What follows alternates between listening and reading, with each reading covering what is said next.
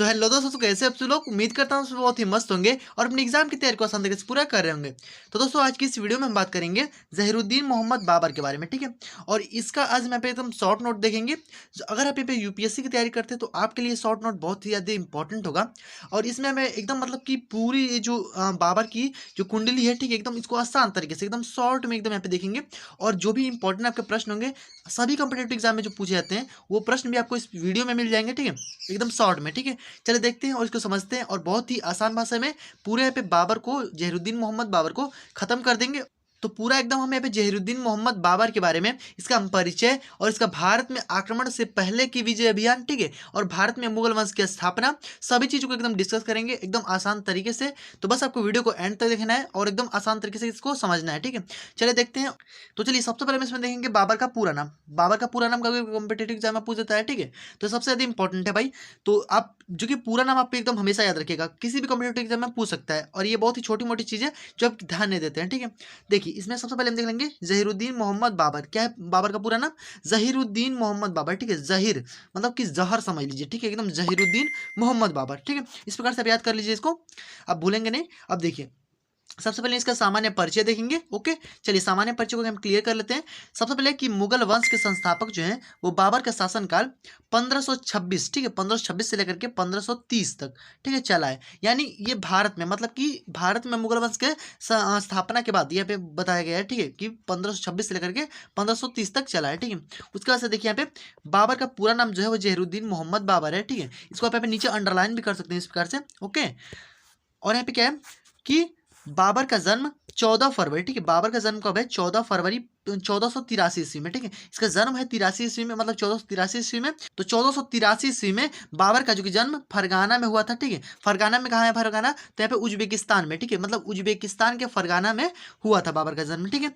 Next देखिए इसमें क्या दिया गया है कि उसके बाद से क्या है कि बाबर चकदाई तुर्क था, यानी जो बाबर है वो चकदाई तुर्क था, यानी चकदाई वंश का समझ लीजिए, ठीक है। इस प्रकार से अपने पिता उमर शेख मिर्जा, यानी इनके पिता का नाम क्या है? उमर शेख मिर्जा। और बाबर जो है वो तैमूर का वंशज था, ठीक है, यानी तो इनके जो पिता हैं वो उमर शेख मिर्जा हैं, ठीक है। और ये किसके वंशज हैं? तो ये हमारे तैमूरों के वंशज हैं, ठीक है, तैमूरों के वंशज है। और जो इनकी माता है कुतलुग निगार खां, ठीक है, कुतलुग निगार खां यानी कुतलुग निसा भी कहेंगे दे देता है, ठीक है।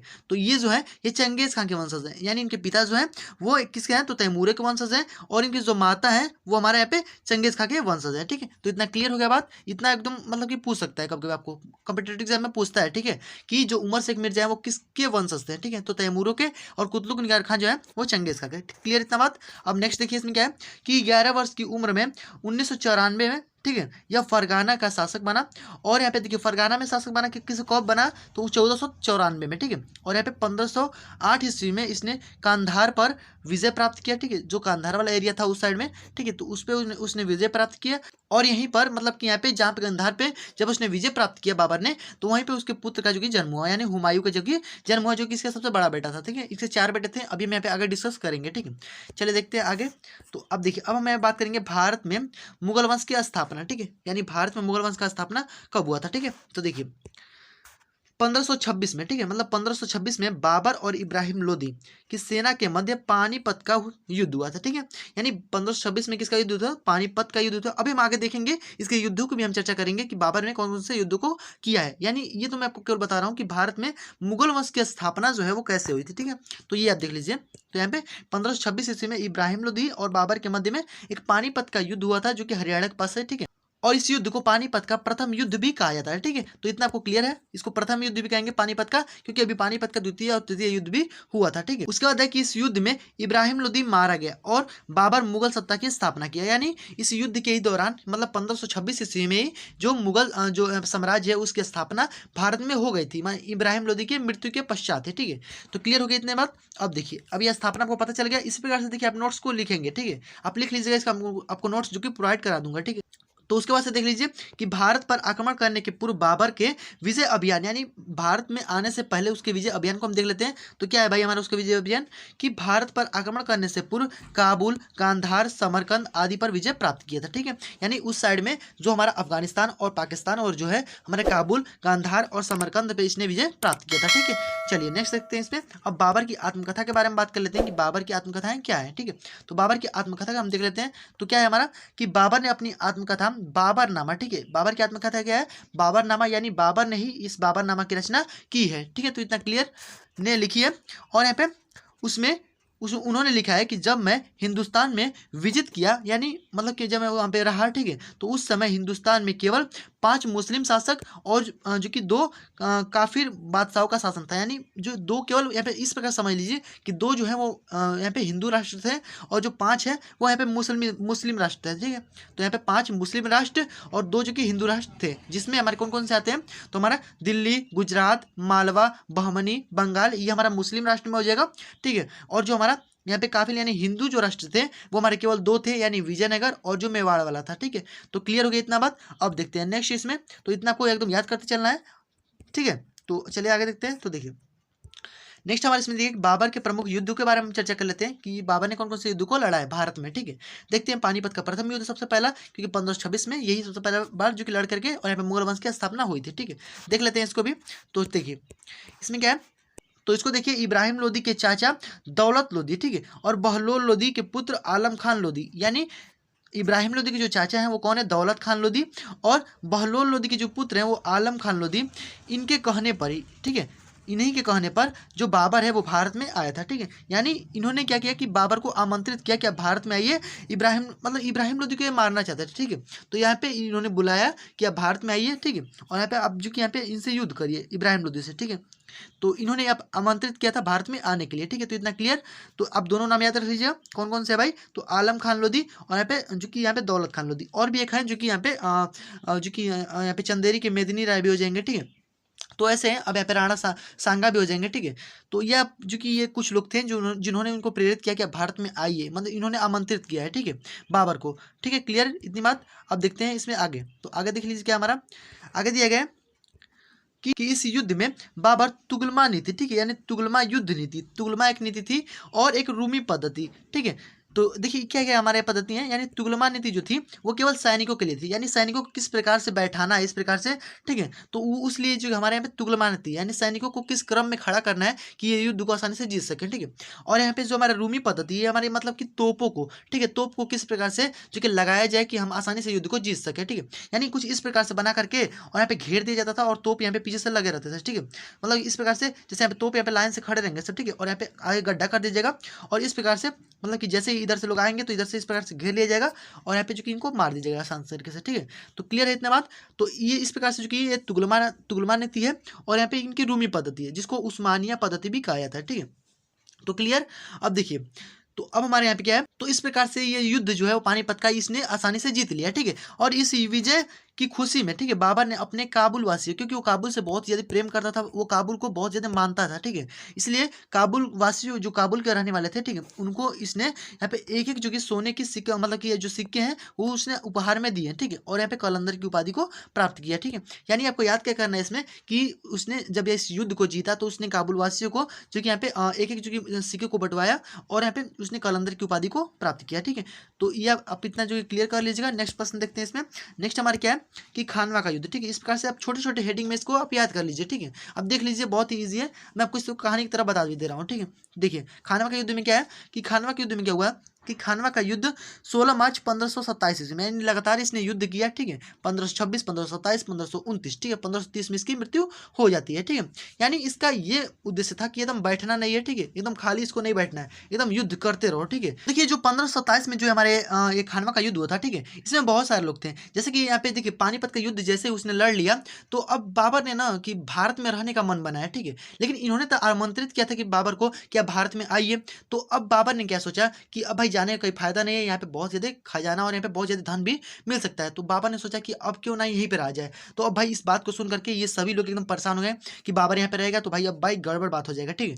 तो इसलिए इन्होंने मिल करके जो कि अपना एक संगठन बनाया और बाबर को मारने का प्लान बनाया, ठीक है। तो इसमें कौन कौन था, तो राणा सांगा थे जो कि मेवाड़ के थे, ठीक है। और यहाँ पे जो कि मेदिनी राय भी थे और जो कि आलम खान लोधी, दौलत खान लोधी, ये सारे लोग मिल करके इनको मारने का प्लान बनाया जो कि खानवा का युद्ध में, ठीक है।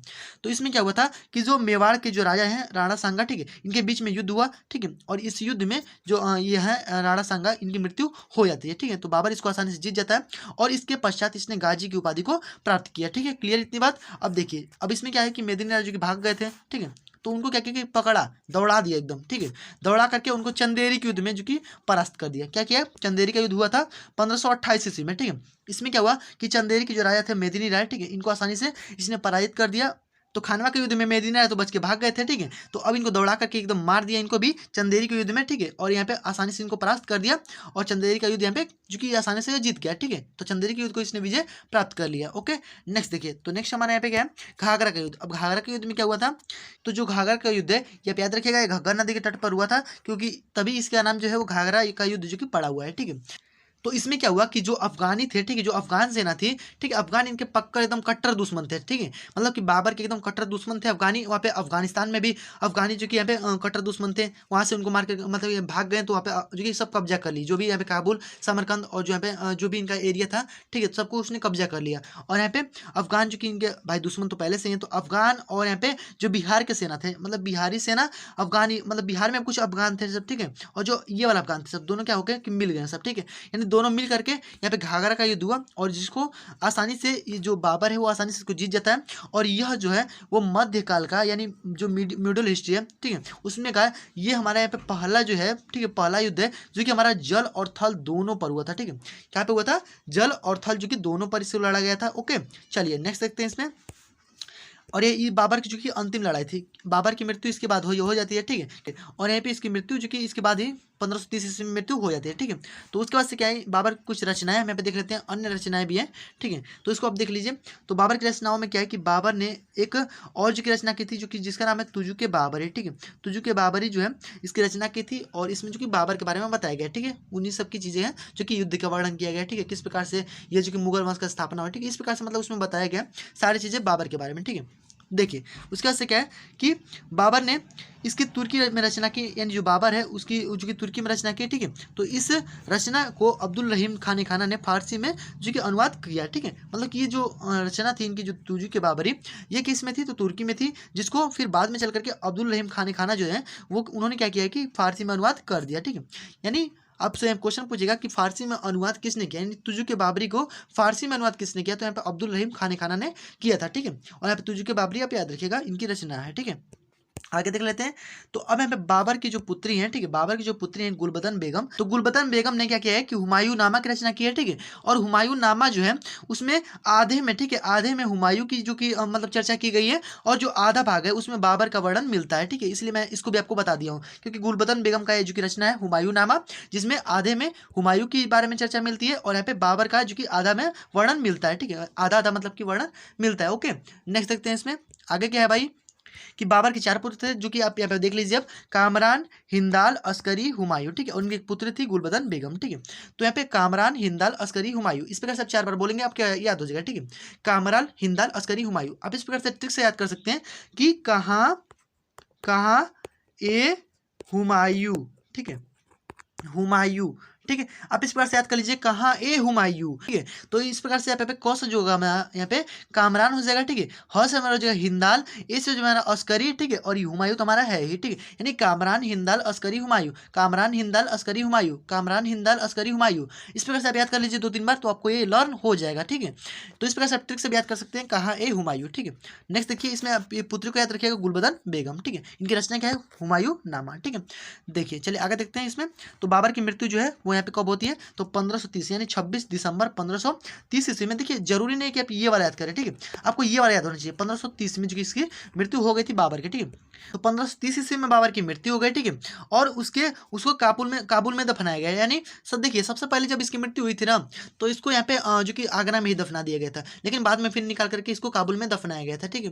क्योंकि ये जो इनकी रचना है तुजू के बाबरी, उसमें साफ साफ लिखा गया था कि अगर बाबर की मृत्यु होती थी तो उसकी जो मकबरा है, ठीक है, वो काबुल में बनाया जाए, क्योंकि काबुल उनका बहुत ज़्यादा प्रिय था, ठीक है।